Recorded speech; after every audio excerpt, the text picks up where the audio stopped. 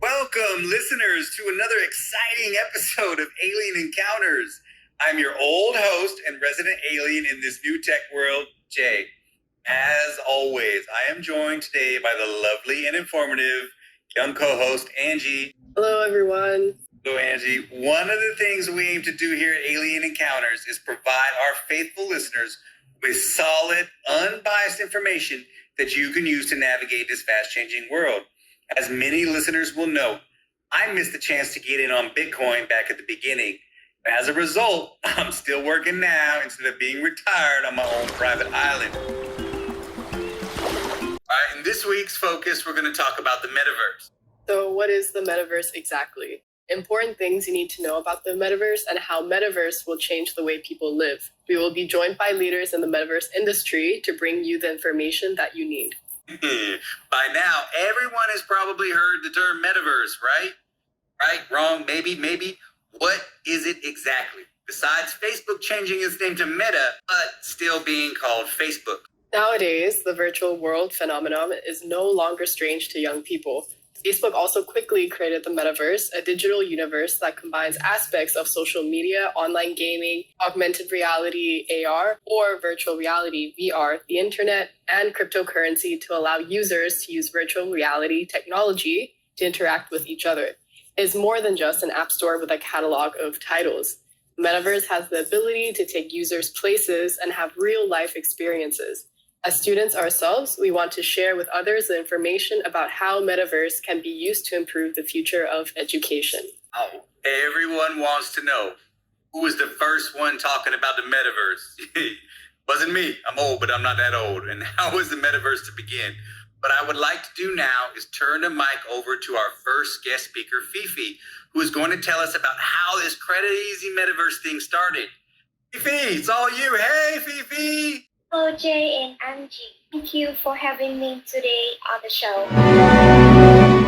It all started back in 1938 when the scientist Sir Charles Weston outlined the concept of binocular vision, where you combine two images, one for each eye, to make a single 3D image. It's the same concept used today in modern VR headsets, such as the Oculus Rift. Hey!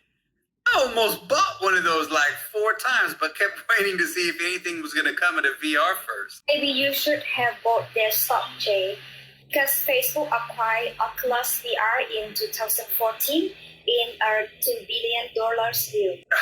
Another missed chance for me to get in on this tech money early. Let's hope you learned your lesson and get it on the Metaverse, Jay. Probably not. And still more advancement came in 2020. An Apple added leader to iPhones and iPads.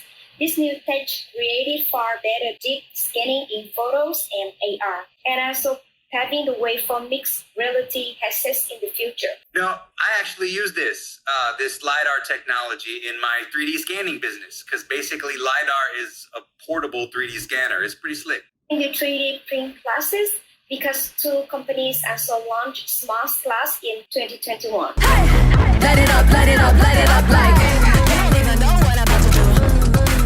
Light it up, light it up, light it up like Ray-Ban and HTC both aim to be highly portable, virtual reality headsets that look like a sunglass. I believe we will continue to see enormous advance in immersive experience in 2022. For example, Apple is currently working on headsets that could potentially replace our smartphone as the interface into the metaverse of the future. Wow.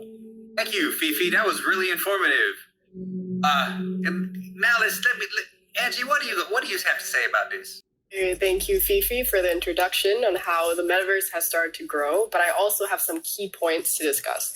For example, did you know that the Metaverse could change our lives by addressing mental health problems such as PTSD, and anxiety disorders? Actually, my doctor has mentioned this to me already, for real. Exactly. It can be used to treat anxiety disorders by providing individuals suffering from such disorders with an environment where they can control their surroundings. It could also provide an opportunity for people to experience things that they may not otherwise be able to do in real life that aren't necessarily medical in nature, but used to overcome some fears we may have, such as the sensation of flying or the feeling of being on a roller coaster. Roller coasters. Yeah, not sure I want to puke on my own couch, but better than on unsuspecting coaster riders behind me, right? Yeah, maybe you should stay home, Jay, please. Yeah, but the real scope of our podcast this week is to talk about how the metaverse can revolutionize education, not just roller coasters. It will enhance education and change learning forever. Angie, can you tell our listeners a bit more about this? Yes, Jay, the metaverse will not only change the way we learn, but also how we teach. Teachers can use this new technology to create immersive lessons for students in any subject area, which could lead to students being more engaging in their studies. Metaverse's VR technology, which has been applied in education, this function is called the EduVerse, helping them to have a real-life experience by virtual reality devices in their own classroom. The metaverse can generate high levels of socialization in learning. I can see how impactful the Ediverse can be simply in our own college experience. I'm in a class with 30 people and I only know the face of the teacher. It makes learning feel a bit like a lonely experience. Jay, it can easily be used not just for education, but for helping reduce crime rate. It has been said that the metaverse will allow people to explore their fantasy without taking any physical risks. This can be used as a way of reducing crime rates by providing an outlet for people who would otherwise commit crimes in the real world. I can believe that. Anyone who's logged into Grand Theft Auto 5 after a hard day of listening to a bad boss know how therapeutic stealing some cars in Los Santos can be. Well, the metaverse is an environment that has the potential to change our relationships with ourselves and each other. It's an opportunity for us to explore new identities, new relationships, and new ways of communicating with one another. It could serve as a safe space for young people to express their identities without physical consequences. The only thing that would matter in the metaverse is how you present yourself and what you have to say, not your race, ethnicity, or gender. You can be anyone that you want. That is truly a remarkable thing. Truly, to just be whoever you want to be. Now, please don't forget to turn in next week for part 2 of this series where we focus a bit more on education and who we believe will lead the charge of the metaverse into the future. Hint, it won't be this old man here for sure. Thank you again, Fifi, for taking the time to be here today, and Angie for making sure I know what to do in this tech world. Thank you so much for having me on today, Jay and Angie, to Alien Encounters. Thank you guys so much. Tune in next week, everyone, and have a nice day. Bye